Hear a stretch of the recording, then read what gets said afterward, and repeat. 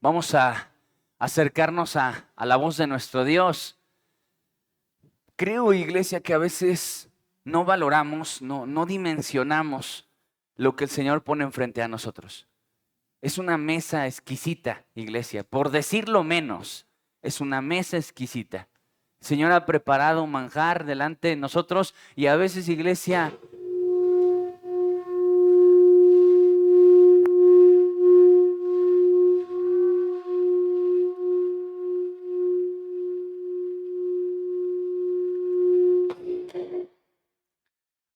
nos parece poca cosa. Y yo quisiera que tú y yo pudiéramos valorar y darle el respeto a la palabra y el lugar a la palabra, no solamente porque vamos a tener este tiempo con la palabra, sino porque nuestra actitud ante la palabra sea la correcta. Amén. Así que vamos a ir ahí a nuestras Biblias en 2 de Samuel, capítulo 22. Es el capítulo que hemos estado estudiando desde la semana pasada con esta serie titulada, iglesia, Naturaleza, carácter y personalidad de Dios, parte 2 en esta ocasión, ¿verdad? Bueno, tendremos un ratote para aprendernos al menos el título en estas semanas que vienen. Miren, vamos a hacer nuestra lectura panorámica. Segunda de Samuel, capítulo 22, versículos 9 al 15. Dice así la palabra del Señor: humo subió de su nariz y de su boca fuego consumidor. Carbones fueron por él encendidos, e inclinó los cielos y descendió, y había tinieblas debajo de sus pies. Y cabalgó sobre un querubín y voló sobre las alas del viento. Y puso tinieblas por su escondedero alrededor de sí, oscuridad de aguas y densas nubes. Por el resplandor de su presencia se encendieron carbones ardientes, y tronó desde los cielos Jehová. Y el Altísimo dio su voz, envió sus saetas y los dispersó, y lanzó relámpagos y los destruyó. Hasta ahí vamos a dejar nuestra lectura. Es un salmo hermoso, un salmo relativamente largo, que incluso abarca parte del capítulo 23. Así que este capítulo será especial porque no solamente estudiaremos el capítulo 22, sino parte del 23 con esta misma serie. Y mira, yo te digo de una vez que se queda chica, porque al hablar de la naturaleza, el carácter y la personalidad de Dios, un salmo y medio no bastarían. ¿Estás de acuerdo conmigo? Es inmensa, es profunda, es infinita la personalidad de Dios. La nuestra es bien fácil de estudiar, iglesia. A lo mejor es enojón y todo se radia ahí, en lo enojón que eres, en lo pasivo que eres, pero el carácter y la naturaleza de Dios es inmensa. Así que, iglesia, vamos a meditar en la palabra de Dios versículo por versículo, comenzando con el versículo 9, releyéndolo. Dice: humo subió de su nariz y de su boca fuego consumidor, carbones fueron por él encendidos. Y algo me llama la atención de toda la naturaleza de este mismo texto, iglesia. Lo semejante y de lo que nos habla este texto, en resumen, lo marqué ahí: humo, fuego y carbones. Humo, fuego y carbones. Y tú podrías decir: ¿y qué puede decirnos esto de la naturaleza y el carácter de Dios? Bueno, iglesia, el Señor siempre nos ha mostrado mucho de Él a través de su presencia, a través de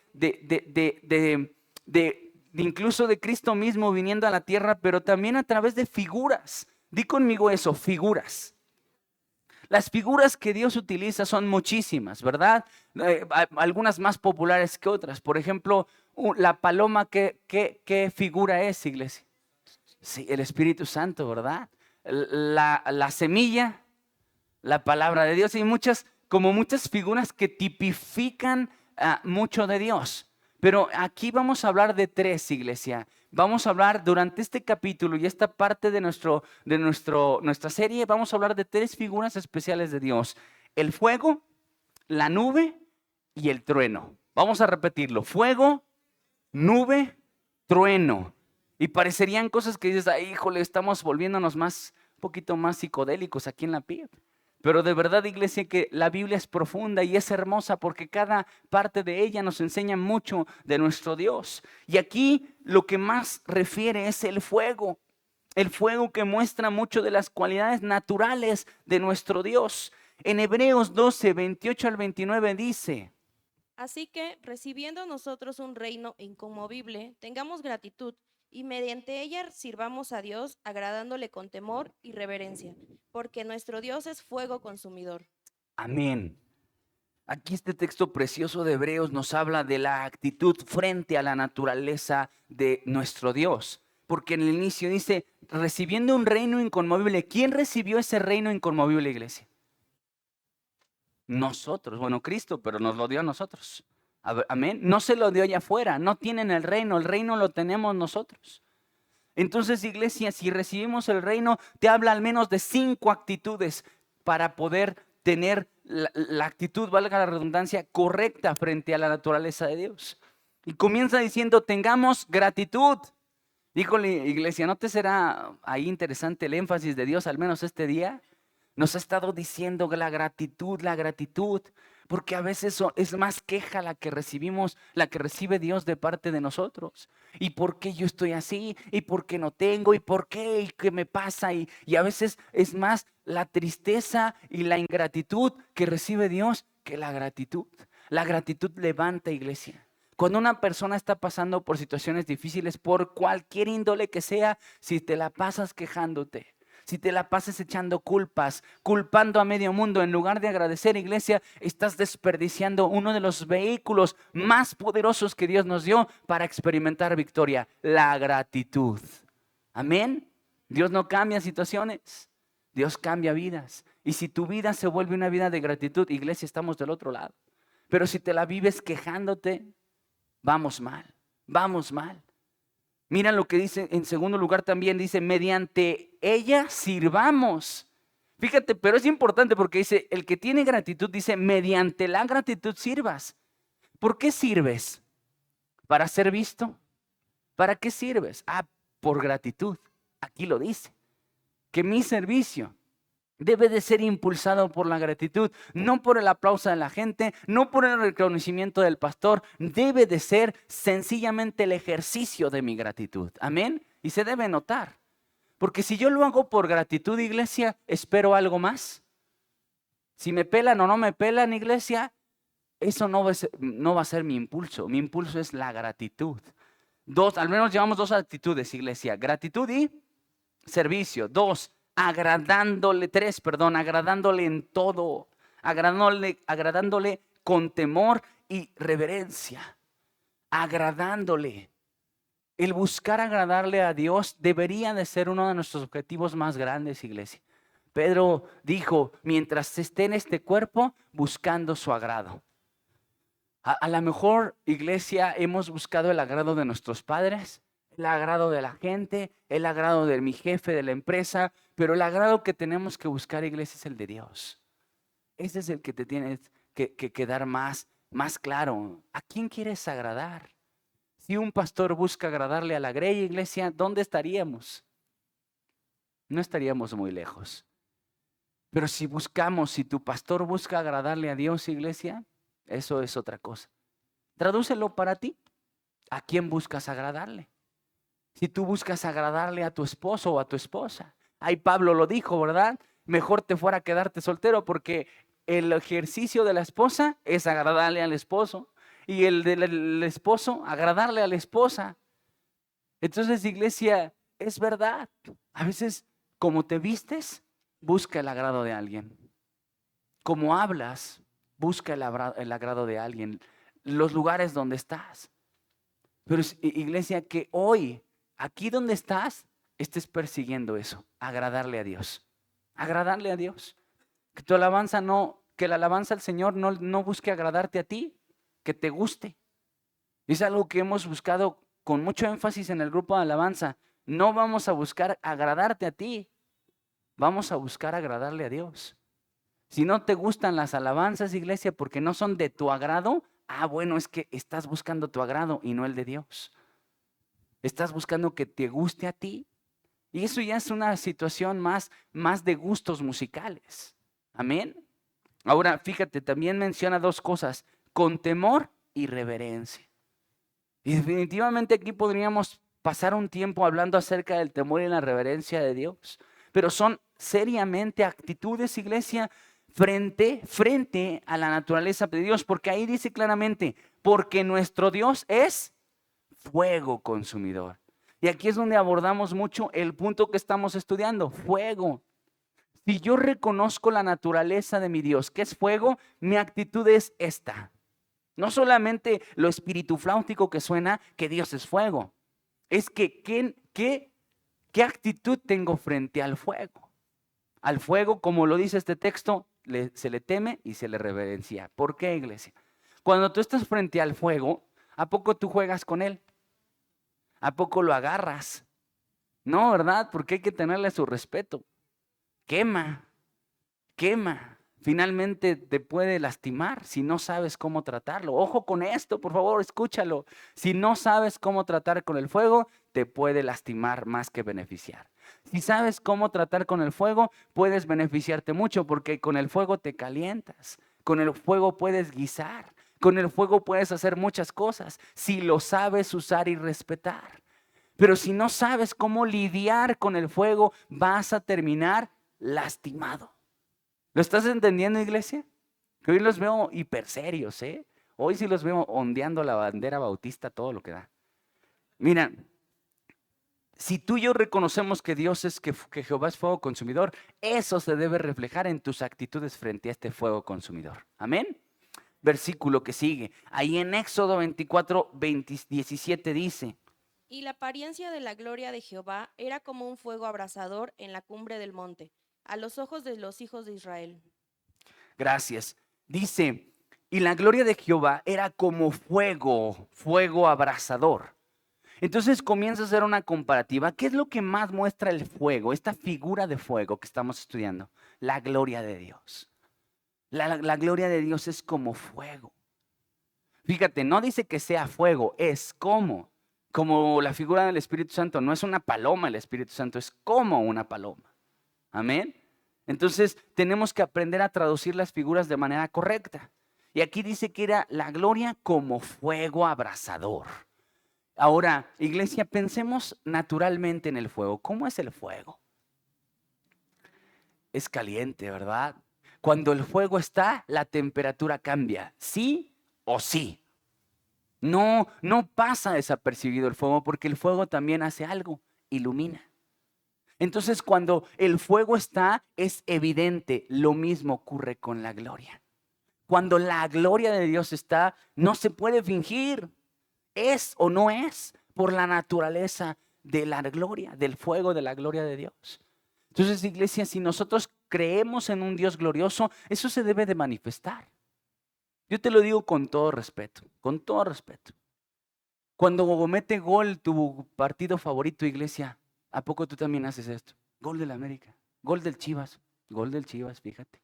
No, gritas, porque le celebras un gol más intrascendente, que no cambió a nadie, que no restauró nada.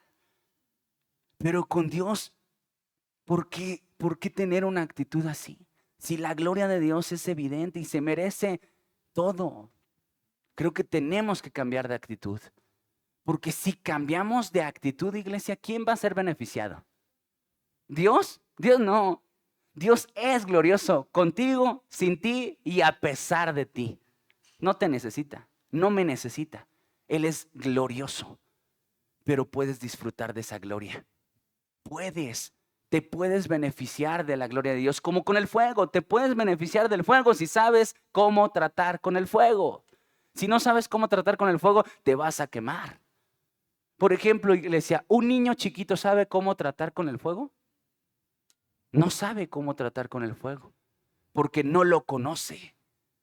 No sabe tratar con el fuego porque no lo conoce. Por eso no lo sabe tratar. A lo mejor es tu caso, que no lo sabes tratar. ¿Y por qué no lo sabes tratar? No lo conoces.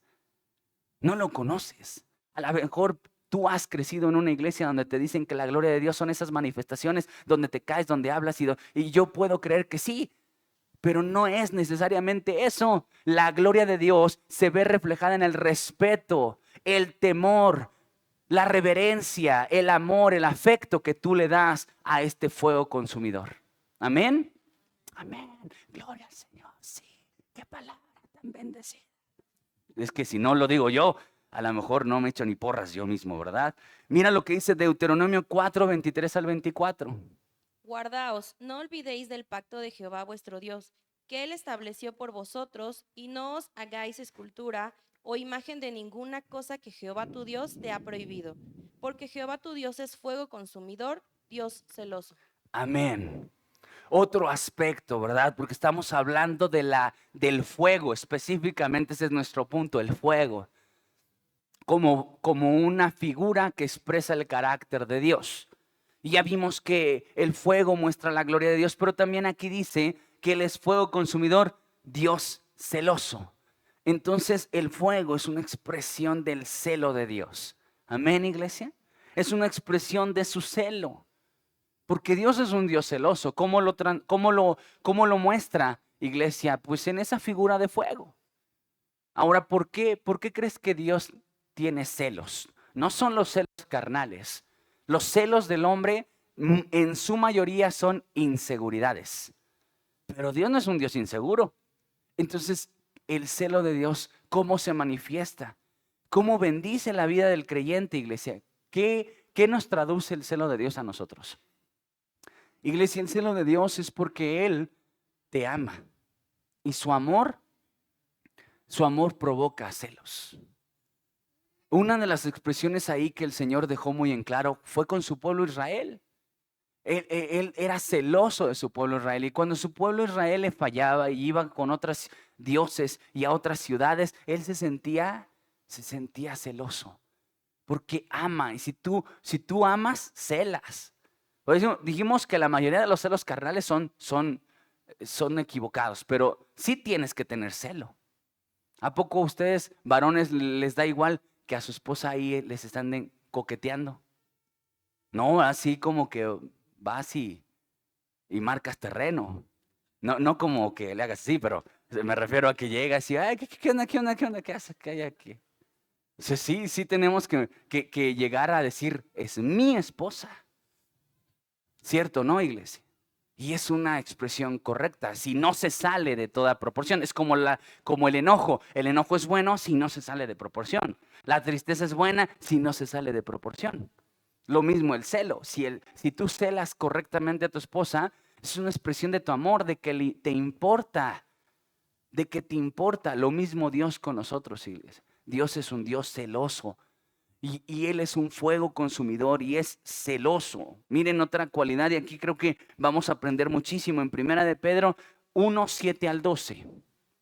Para que sometida a prueba vuestra fe, mucho más preciosa que el oro, el cual, aunque perecedero, se prueba con fuego, sea hallada en alabanza, gloria y honra, cuando sea manifestado Jesucristo, a quien amáis sin haberle visto, en quien creyendo, aunque ahora no lo veáis, os alegráis con gozo inefable y glorioso, obteniendo el fin de vuestra fe, que es la salvación de vuestras almas.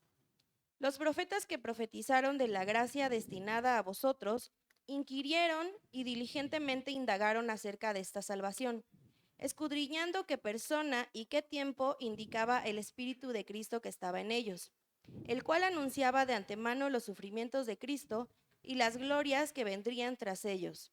A estos se les reveló que no para sí mismos, sino para nosotros, administraban las cosas que ahora os son anunciadas por los que os han predicado el Evangelio por el Espíritu Santo enviado del cielo, cosas en las cuales anhelan mirar los ángeles. Muchas gracias. Al inicio dice que nuestra fe es puesta a prueba por el fuego, ¿verdad?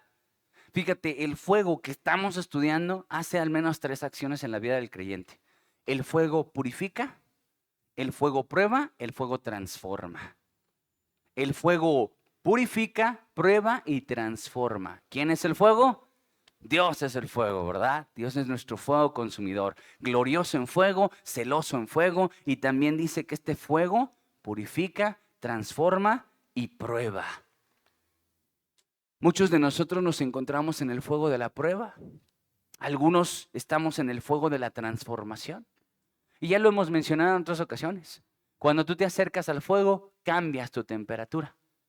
Pero es todo lo que cambia, la temperatura. ¿Qué necesita pasar para que la materia sea transformada, como la ley que sabemos, ¿no? Que la materia no se crea ni se destruye, solo se transforma, ¿verdad? Y si tú quieres una transformación, necesitas estar cerca del fuego. Si quieres una transformación, ¿necesitas estar cerca del fuego, iglesia? No. Si quieres cambiar tu temperatura, porque eso es lo que pasa, y ahí te va, y si te ofendes, pues qué bueno, porque es la palabra de Dios. Cuando pasamos tiempo sin venir a la iglesia, pues empezamos a sentir mal. Ay, es que no he ido a la iglesia. Voy a ir. ¿Por qué quieres cambiar tu temperatura, pero no quieres transformar tu vida? No quieres. Es un asunto de voluntad. Y muchas veces por eso ocurre que tú de repente dejas de ver personas y luego vienen. ¿Por qué? Pues porque ya se sienten muy frío. Porque cuando sientes frío, pues empiezas a acercarte al fuego, si lo ves, ¿no? Pero nada más es para cambiar tu temperatura. Por eso no hay transformación de vida. Porque para que haya transformación, la materia tiene que estar no cerca del fuego, en el fuego. Ahí ocurre la transformación. Ahí, iglesia, no cerca del fuego. Entonces, iglesia, muchos creyentes solo se acercan a Dios para cambiar su temperatura, pero no para cambiar su vida. Su vida sigue la misma. ¿Cómo te das cuenta? ¿Cómo hablan? Sus prioridades y sus negocios y sus cosas que hacer son más importantes que Dios. Él está cambiando su temperatura, si en todo caso. ¿Cierto o no, iglesia? Pero la transformación no ocurre ahí, iglesia. Por eso nos sentimos cómodos. Bueno, no estoy mal. Yo de repente me congrego. Sí, pero ¿por qué no cambias de forma de ser? ¿Por qué sigues siendo la misma, el mismo? ¿Por qué? Porque no te has metido al fuego. Te has acercado al fuego. Incluso nosotros los cristianos lo promovemos así. Acércate a Dios. Como si esa fuera la respuesta, acercarse a Dios. No, iglesia. No necesitas acercarte a Dios, necesitas estar en Dios. La Biblia dice, yo soy la vid, vosotros el que, ¿qué? Permanece en mí, no dice el que se acerca. A ver, acerca una rama a un árbol de peras, a ver si le salen peras. No salen peras. Bueno, pero si la conectas, puede que sí. Y según la figura que Dios nos da de la vid, es que si tú te conectas a Él, al tiempo de Dios vas a dar fruto, porque estás conectado. No vienes cada 8, estás conectado. No cambias tu temperatura, hay transformación de vida. Porque Jehová, fuego consumidor, transforma vidas. También perfecciona, purifica, iglesia. Si tú crees, a lo mejor digas, pues yo soy una pieza de oro en bruto. Ya si te sientes aludido, ya es otra cosa, hermano. Y entras al fuego, iglesia. Algo que hace el fuego es que purifica cualquier cosa. Cualquiera. Así como las abuelitas, cuando te querían sacar una astilla, metían primero al fuego la aguja para luego ahí hacer sus cirugías de abuela. Así pasa, iglesia. El fuego purifica. Por eso se hierve el agua, ¿verdad? Porque lo caliente ya no hace que sobrevivan las bacterias. Ahora imagínate estar en el fuego vivo. No va a haber bacterias en tu vida. No va a haber maldición en tu vida si estás en el fuego. Pero para eso, iglesia, lo repito. Si tú quieres conocer a Dios, necesitas de verdad un encuentro con Él a través de su palabra. Si no, nunca vas a conocerlo. Y si no lo conoces, no vas a saber cómo tratarlo. Si no lo conoces, no vas a saber cómo tratarlo. Es como las personas. Si tú no conoces a Toño Lobato, no sabes cómo tratarlo. No sabes. Si tú no conoces al hermano Arturo, no vas a saber cómo tratarlo. Porque a todos somos diferentes en nuestro trato. ¿Cierto o no, iglesia? Por ejemplo, si no conoces a Isi, no vas a saber cómo tratarla. A ella no le gustan los abrazos y la cercanía. No le gusta. Porque así es ella. Pero para que supieras, pues necesitas tratarla. Porque ella es así. Y hay otros que nos gusta más el abrazo y eso, pero eso se logra a través del trato. Amén, iglesia. Mira lo que dice la palabra de Dios. Vamos a avanzar. Versículo 2 dice, e inclinó los cielos, descendió y había tinieblas debajo de sus pies. Y cabalgó sobre un querubín y voló sobre las alas del viento. Puso tinieblas por su escondedero alrededor de sí, oscuridad de aguas y densas nubes. por el resplandor de su presencia se encendieron carbones ardientes. Ahora, yo sé, iglesia, que en este texto dices, ay, nanita, ¿no? O sea, te dibuja una imagen impresionante. O sea, cabalgar sobre un querubín, que tinieblas, que las nubes, que no sé qué. Pues claro, es una imagen que trata de mostrar el Dios en quien creemos. Pero si tú y yo hemos estudiado la Biblia y al menos has leído la Biblia al menos una vez, iglesia, al menos una vez, que me gustaría hacer un comercial aquí, iglesia, uno de los requisitos que tú deberías de buscar cuando estás buscando novia o novio es que tu novio haya leído al menos una vez la Biblia. ¿No sería un buen requisito, iglesia? Yo creo que sí. Yo creo que sí. O sea, si dice que es cristiano y no ha leído la Biblia, híjole, hay un problema. Hay un grave problema. Bueno, pero fíjate, aquí dice, a través de toda la escritura, que el Señor nunca se mostró abiertamente cuando venía literal. Siempre se ocultaba, siempre lo hacía rodeado de densas nubes. Y fíjate, lo hemos dicho en otras ocasiones, que este salmo es el Salmo 18. O sea, David el salmista escribió este salmo y lo plasmó en 2 de Samuel, pero está en el 18. Mira, ahí en Salmos 18, 11 al 12 es el mismo texto. Puso tinieblas por su escondedero, por cortina suya alrededor de sí, oscuridad de aguas, nubes de los cielos, por el resplandor de su presencia, sus nubes pasaron, granizo y carbones ardientes. Es el texto. Aquí vemos en Salmo 18 ese énfasis que Dios nos muestra desde el Antiguo Testamento, hermanos, porque si te acordarás, cuando el Señor se manifestó a Israel, lo hizo rodeado de nubes. No se dejaba ver. ¿Por qué, iglesia? Pues por nuestra protección, por nuestro cuidado, porque no podríamos verlo y resistir. El que lo vea se muere. Entonces, por protección, el Señor se rodeaba de estas nubes y de densas tinieblas para cuidar la vida del hombre, iglesia. Ahora, vamos a estudiar esta figura de las nubes del Señor, porque creo que nos va a ayudar muchísimo a entender el carácter de nuestro Señor. Salmo 97:2 nos vuelve a repetir esto. Nubes y oscuridad alrededor de él. Justicia y juicio son el cimiento de su trono. Amén. Otra vez, nubes y oscuridad alrededor de él. Si una persona que lee por primera vez la Biblia, iglesia, leyera este texto, ¿le entendería? No, no le entendería, pero nada, ¿eh? Pero quien ha leído la Biblia una vez, dirías, bueno, es porque en el Antiguo Testamento el Señor se manifestó de esa manera. Se manifestó y lo vamos a estudiar juntos, iglesia, ahí en Éxodo 13, 17 al 22. Y luego que Faraón dejó ir al pueblo, Dios no los llevó por el camino de la tierra de los filisteos, que estaba cerca, porque dijo Dios, para que no se arrepienta el pueblo cuando vea la guerra, y se vuelva a Egipto. Mas hizo Dios que el pueblo rodease por el camino del desierto del Mar Rojo. Y subieron los hijos de Israel de Egipto armados. Tomó también consigo Moisés los huesos de José, el cual había juramentado a los hijos de Israel, diciendo, Dios ciertamente os visitará, y haréis subir mis huesos de aquí con vosotros. Y partieron de Sucot y acamparon en Etam, a la entrada del desierto.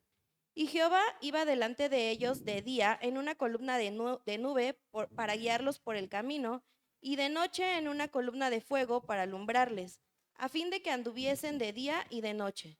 Nunca se apartó de delante del pueblo la columna de nube de día, ni de noche la columna de fuego. Gracias. ¿Ya vamos entendiendo un poquito más sobre la nube, iglesia? Bueno, escuchen bien, la nube tipifica la presencia de Dios.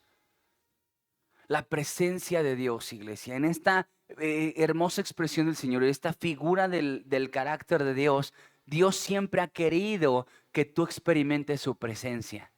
Hay un problema con esto. O sea, nuestro cuerpo, nuestra carnalidad, nuestra condición caída impide que nosotros podamos tener un contacto con Dios en esa dimensión. Por eso es que el Señor en el Antiguo Testamento se rodeó de esa nube para poder presentarse a su pueblo y que su pueblo disfrutara de su presencia. Pero ¿qué trae la presencia de Dios a la vida del creyente, iglesia? Bueno, Números 10:34 dice, y la nube de Jehová iba sobre ellos de día desde que salieron del campamento. Y vamos a estar estudiando qué hacía, cuál era el comportamiento de la nube, porque ahí nos va a decir mucho de lo que quiere Dios hablarnos. La nube, iglesia, no fue nada más para adornar la historia de Israel, para que se viera gloriosa y una nube, ¿no? No. Tenía un objetivo, estar sobre la vida de su pueblo.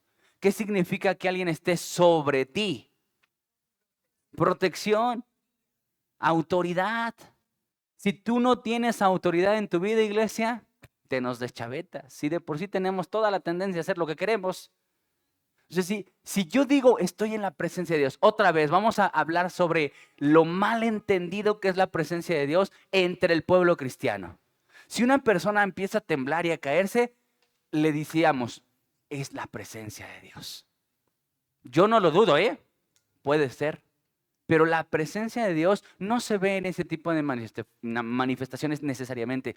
La manifestación de la presencia de Dios en mi vida es cuando yo tengo la soberanía de Dios sobre mí. Cuando Dios está sobre mí. Jesucristo dijo, el Espíritu de Dios está sobre mí y me ha ungido para hacer algo. O sea, tú no puedes decir, la presencia de Dios está conmigo. Sí, ¿por qué? ¿Por qué? ¿Te sometes a Él o haces lo que quieres? Si te sometes a Él, tú puedes decir, la presencia de Dios está sobre mí, porque tengo un soberano y porque efectivamente tengo alguien que protege mi vida, porque la nube sobre ellos de día era ¿para qué, iglesia? Para protegerlos del sol. Estaban en el desierto. Ese pueblo estaba destinado a morir en el desierto, pero la presencia de Dios sobre ellos guardó sus vidas. Iglesia, la manifestación de Dios está sobre nosotros. A veces pensamos, es que no sentí la presencia de Dios. Ah, bueno, ¿y que toda la semana no te cuidó de un accidente? Bastante. Platicaba yo con Dani el otro día. No es que te tengas que cuidar de una enfermedad en la vida, iglesia. ¿A cuántas enfermedades estamos vulnerables, iglesia? A nuestro cuerpo es lo más vulnerable, iglesia. Vulnerables a todo. Pero cuando Dios está sobre ti, te cuida y guarda tu vida. Pero tú quieres mejor la tembladera que ese cuidado. Iglesia, ¿qué buscas más? Esas manifestaciones de la presencia o una presencia que te ha acompañado no solamente un día de congreso, toda tu vida desde que naciste. Toda tu vida de accidentes, de enfermedades, de situaciones peligrosas en la calle, Dios te ha guardado. Eso es la presencia de Dios. Si tú quieres las otras, se puede. Pero no te garantizo, iglesia, que traigan la misma bendición. ¿Estás de acuerdo conmigo? Esa es la verdad. La soberanía de Dios es esa nube sobre ti. La presencia de Dios es esa nube sobre ti que te guarda. Ahora, además de eso, dice Salmos 99:7. En columna de nube hablaba con ellos, guardaban sus testimonios y el estatuto que les había dado. Amén. Ahora, ¿qué ves aquí? ¿Qué ves aquí, iglesia? Sí, obedecer. Fíjate nada más, iglesia. En nuestro texto pasado dice que la nube iba sobre ellos. Ahora dice que desde la nube les hablaba. ¿Qué te habla, iglesia? Dios trae enseñanza. Dios quiere hablarnos desde su presencia, hablarnos. Y lo mismo, iglesia, si hemos mal comprendido la presencia de Dios, no vas a entender nunca que Dios te habla. ¿Cada cuándo te quiere hablar, iglesia? ¿Cada congreso? ¿Cada que viene el gringo reconocido y te habla? La presencia de Dios estuvo, nos habló el Señor. Bueno, y todos los días, ¿quién te hablaba? O sea, es Dios quien también quería hablarte, pero nos encanta el show. Nos gusta eso.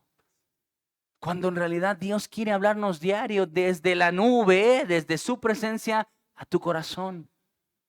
A través de su bendita Biblia, pues no la leemos, ya es otra cosa. Pero queremos la presencia. ¿Para qué? ¿Para sentir bonito? ¿O quieres la presencia para ser instruido? Porque eso es lo que Dios quiere, hablarte desde la nube para decirte por aquí.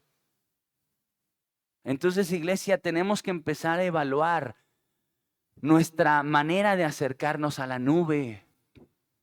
Nuestra manera de acercarnos y de tratar con esta nube. Mira, vamos a buscar este texto. Números 9, 15 al 23. El día que el tabernáculo fue erigido, la nube cubrió el tabernáculo sobre la tienda del testimonio, y a la tarde había sobre el tabernáculo como una apariencia de fuego, hasta la mañana. Así era continuamente. La nube lo cubría de día y de noche la apariencia de fuego. Cuando se alzaba la nube del tabernáculo, los hijos de Israel partían, y en el lugar donde la nube paraba, allí acampaban los hijos de Israel. Tantito, Jen, bríncate hasta el 22. O si 2 días, o un mes, o un año, mientras la nube se detenía sobre el tabernáculo, permanecieron sobre él. Los hijos de Israel seguían acampados. Hasta ahí, gracias. Es un texto largo, por eso vamos a resumirlo. Según este texto, la nube, iglesia, ¿qué les daba a los hijos de Israel? No, ya dijimos protección, sobre ellos, autoridad, sobre, cuidado. Desde la nube hablaba. ¿Y aquí qué dice? Que la nube, si la nube se movía, iglesia, si la nube se detenía, así fueran días o años. ¿Qué te dice? Dirección.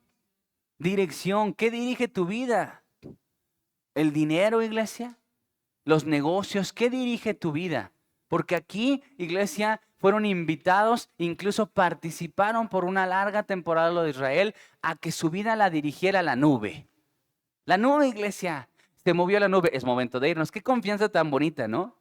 Así nunca fallaban, porque si la nube se detenía, se detenían. Y dice que así lo hacían. Y no era como, ay, ahorita le avanzamos, la nube nos sigue. Ah, porque así somos los creyentes. Donde yo voy, Dios está, porque Dios me sigue. No, te equivoques. Tú vas donde Él va. No al revés. Tú te dejas mover por tus emociones. A ti te mueve el dinero, a nosotros nos mueven otras cosas, pero muchas veces no nos mueve la presencia de Dios. ¿Dónde está Dios, iglesia? Es importante saberlo. ¿Dónde estás tú? Otra más. ¿Dónde estás? Porque si no está dirigiendo tu vida la presencia de Dios, ¿quién está dirigiendo tu vida? ¿Quién o qué? Porque Dios también te invita a ti a que también sepas dirigirte por la nube. Porque no ha cambiado tu Dios no cambia, iglesia. O ya cambió, iglesia. No, ya las nubes ya pasaron de moda, ahora van a ser pericos. No, siguen siendo nube, sigue siendo nube. Sigue siendo la presencia de Dios y cuando Él se mueva, muévete. Y cuando Él se detenga, detente. Y fíjate, te lo digo desde mi experiencia ahorita. Yo no soy para sentarme, no me gusta. Y yo tengo planes y quiero hacer y hacer, pero ¿qué crees que ahorita sea momento de qué? De quedarme quieto y esperar que Él es Dios. No es el momento. A mí me gustaría que la iglesia no fuera pastorcéntrica y ustedes siguieran moviendo y siguieran con la agenda de PIB. El que se va a detener soy yo, porque es el momento que Dios me dice, es el momento de que pares tu tren, Hugo. Para tu carro. Vamos a esperar y vamos a tener otra dinámica, pero no es el momento de ponerte a hacer y hacer. Entonces, iglesia, ¿cuál es tu momento? El mío es la nube está en stop, pero ¿cuál es el tuyo? O si me paro yo, se paran todos, iglesia. Aquí no dice que si Moisés se paraba, todos se paraban. Aquí dice que la nube.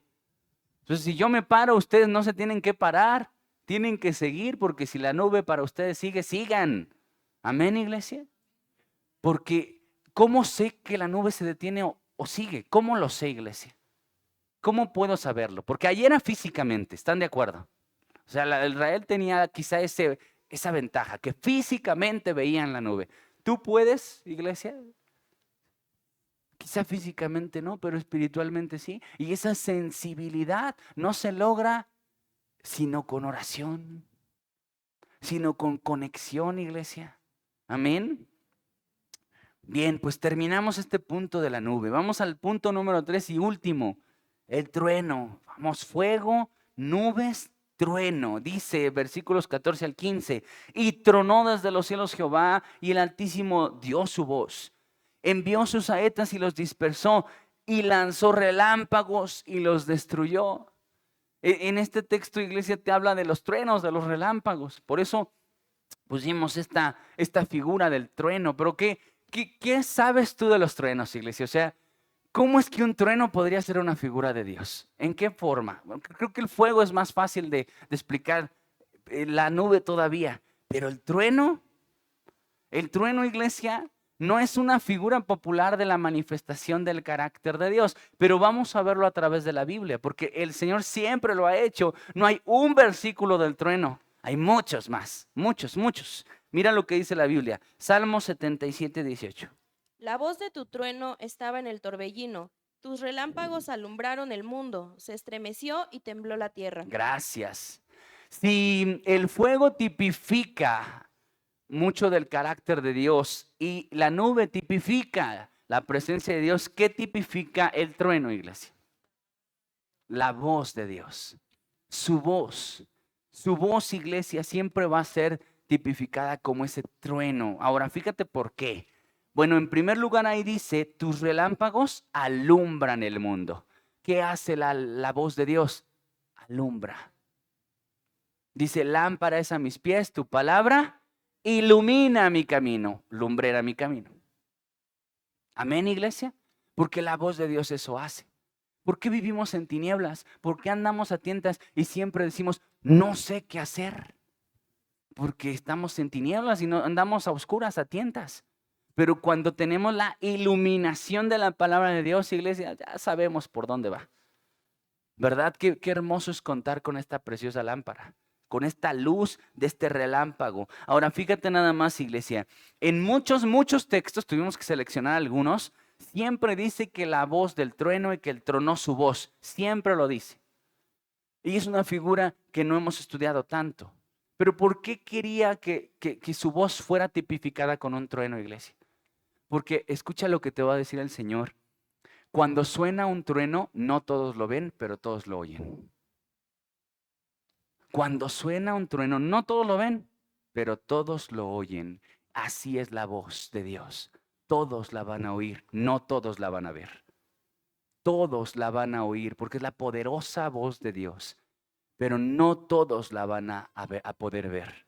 ¿Quién la va a ver? Pues quien tenga la mirada en dónde. Si tú tienes la mirada en el cielo y truena, tú vas a poder ver el trueno, porque es instantáneo. Pero si no, iglesia, lo vas a oír, pero no lo vas a ver. ¿Lo entiendes así conmigo, iglesia? Fíjate, vamos a estudiar sobre el trueno. Job 37, 2 al 6. Oíd atentamente el estrépito de su voz y el sonido que sale de su boca. Debajo de todos los cielos lo dirige y a su luz hasta los fines de la tierra. Después de ella brama el sonido. Truena él con voz majestuosa. Aunque sea oída su voz, no los detiene.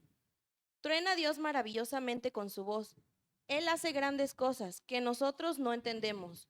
Porque a la nieve dice, descienda a la tierra, también a la llovizna y a los aguaceros torrenciales. Qué hermoso texto, ¿no, hermano?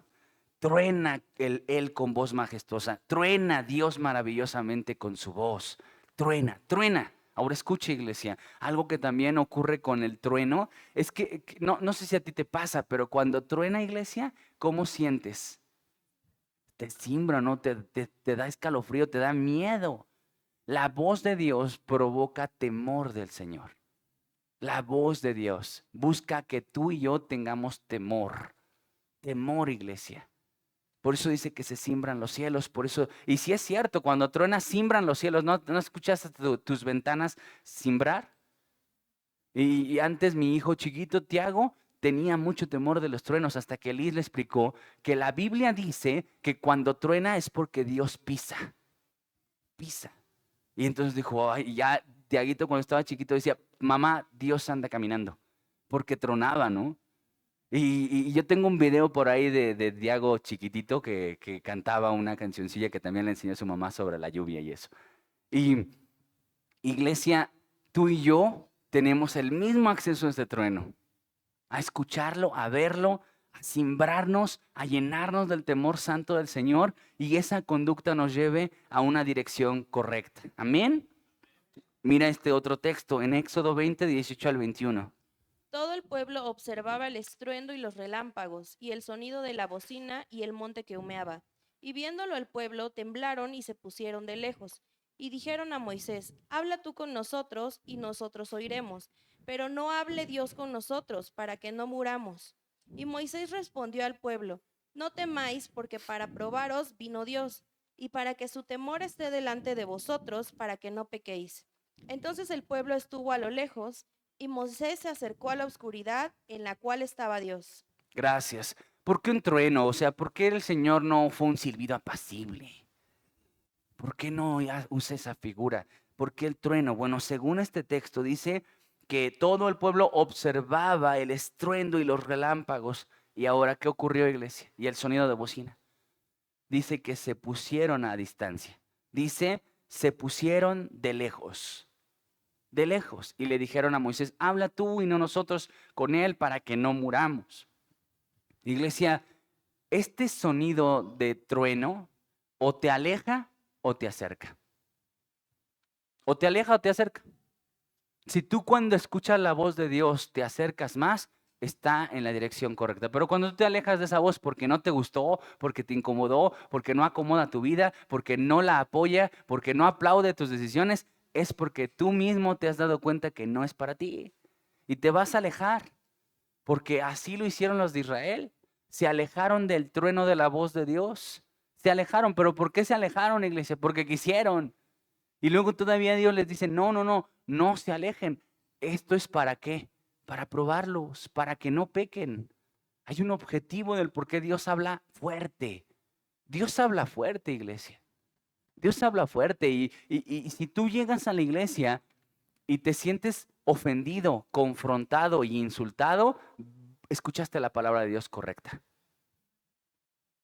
La palabra de Dios no siempre te apapacha, iglesia. No es una palabra que te apoye y como dibuje tu vida de una manera correcta o justifique tu vida. Tiene que haber confrontación, ¿cierto o no, iglesia? O pregúntaselo a la mujer samaritana, ¿cómo salió de escuchar la voz de Dios, iglesia? Ofendida, confrontada, apedreada, pero cambió de vida porque el efecto de la Biblia eso hizo. ¿Por qué crees que la Biblia dice, la palabra de Dios es como espada que penetra, que corta, que hasta el tuétano?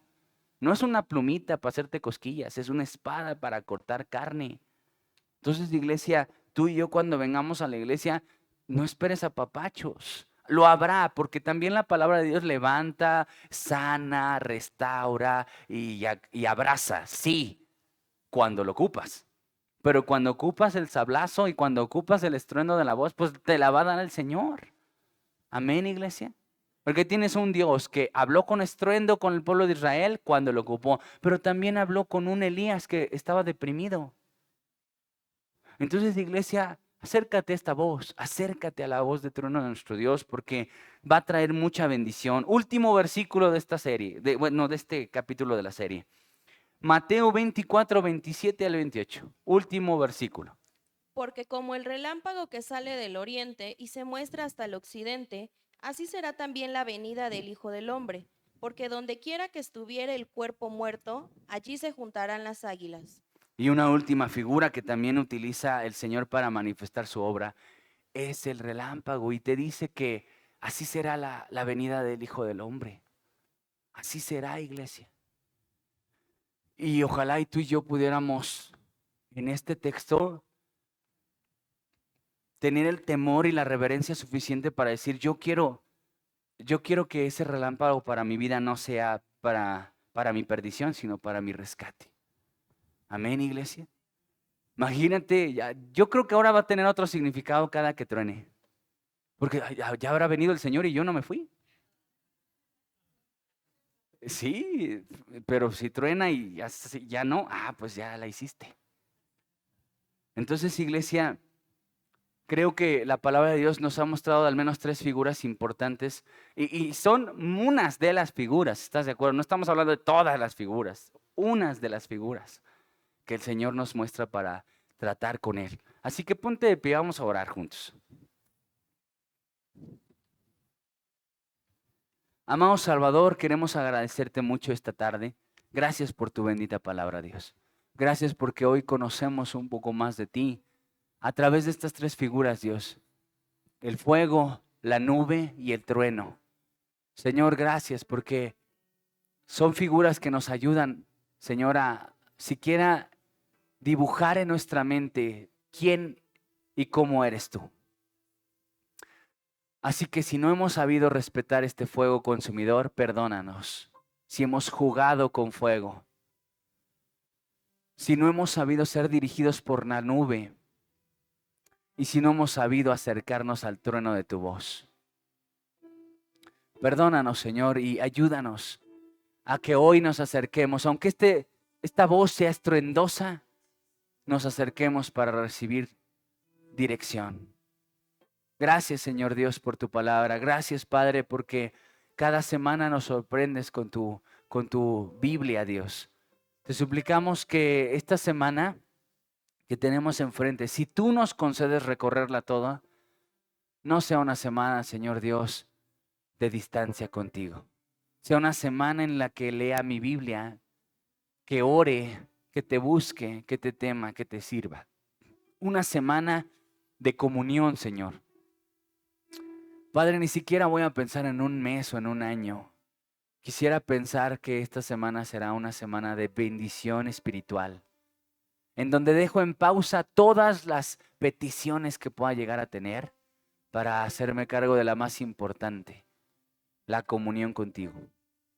Gracias, Padre, por este tiempo y gracias, Señor Dios, por esta oportunidad de estar en tu altar. En el nombre de Jesús. Amén y amén.